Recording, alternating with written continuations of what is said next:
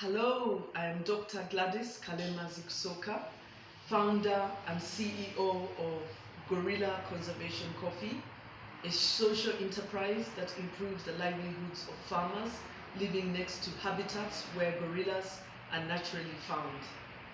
We decided to build a global brand that saves gorillas one sip at a time because we realized that farmers living in habitats where endangered gorillas are found are not getting a steady market for their coffee or a fair price.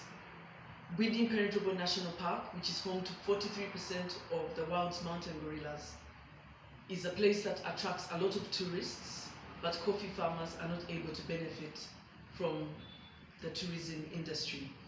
Not everyone can be a ranger or a porter who carries the tourist bags to the gorillas, or somebody who sells crafts or food or accommodation.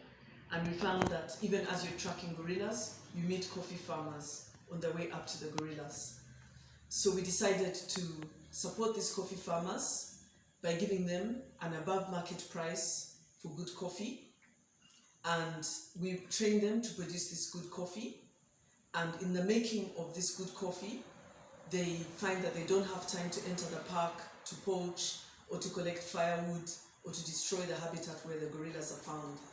And that means that it's a better future for the gorillas and they can benefit more for the gorillas.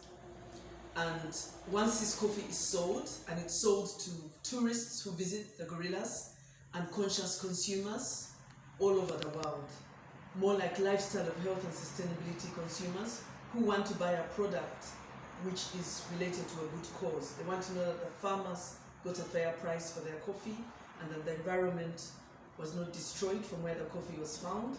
And they're even happier that by buying this coffee, they're enabling an endangered species to survive. There's only just over 1,000 mountain gorillas left in the world and about 460 at Bwindi. After that, a donation from every bag of coffee sold goes to support the work of conservation through public health, which improves the community health in the area and also improves the health of the gorillas and the conservation attitudes of the communities who have to share their fragile habitat with endangered gorillas. We are currently engaging 500 farmers and all around the park, some counties bordering the park. We can actually engage even more than that. We have 10 people on our team. Currently, I'm now in the Gorilla Conservation Cafe in Entebbe, which only sells coffee from farmers from around Bwindi. And when you come here, you can drink this delicious 100% Arabica coffee, which is grown at a higher altitude of between 1,600 to 2,600 meters. That's where it's grown. And this coffee is so good that it won 92 points in Coffee Review, and it was among the top 30 coffees they reviewed in 2018. We are part of the Conservation Coffee Sustainable Coffee Challenge, Conservation International Sustainable Coffee Challenge, which aims to make coffee the first fully sustainable crop in the world. And all of it is sustainable all the way through, the way that we produce this coffee. We don't yet have certifications because it's very expensive for us to get certifications. And currently our biggest bottleneck is the lack of working capital to be able to engage more than the 500 farmers around the park. Currently we are only able to buy coffee from 150 farmers, and if you want to buy it from all the 500, plus another 500 and another side of Bwindi who want to become part of the Bwindi Coffee Growers Cooperative, who we buy coffee from.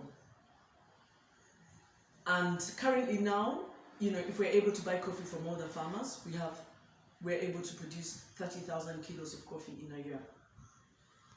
We're very much glad that we are able to work with Uganda Coffee Development Authority to also not only market this coffee because it's traceable, we know where the farmers are from, it's single source, it's really fully sustainable coffee, but also the fact that we're getting Ugandans to drink coffee. Ugandans are becoming coffee drinkers in our cafe here. We train baristas, in this way we're engaging youth in conservation. 120 out of the 500 farmers are women-led farms. Some of them are reformed poachers who used to hunt in the forest and are now no longer doing it. Some of them are youth, and others are adult male farmers. Thank you very much for supporting, and for more information, visit www.gorillaconservationcoffee.com.